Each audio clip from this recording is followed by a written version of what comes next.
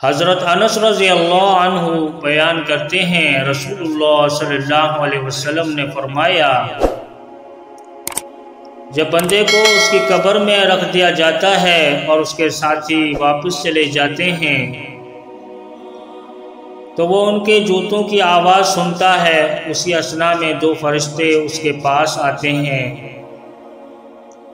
तो वो उसे बिठाकर पूछते हैं, तुम उस शख्स मोहम्मद सल्लल्लाहु अलैहि वसल्लम के बारे में क्या कहा करते थे जो मोमिन है? तो वो कहता है, मैं गवाही देता हूँ कि वो अल्लाह के बंदे और उसके रसूल हैं। उसे कहा जाता है, जहन्नम में अपना ठिकाना देख लो, अल्लाह ने उसके बदले में तुम्हें जन्नत में ठिकाना दे दिया है।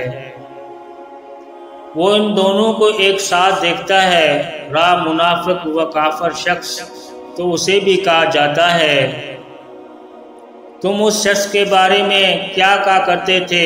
तो वो कहता है, मैं नहीं जानता, मैं वही कुछ कहता था जो लोग कहा करते थे। उसे कहा जाएगा, तुमने हक बात समझने की कोशिश की, न पढ़ने की। उसे लोहे के हथौड़ों के साथ एक साथ मारा जाएगा तो वो चीखता चिल्लाता है, जिसे जिन व इंस के सिवा उसके करीब हर चीज़ सुनती है।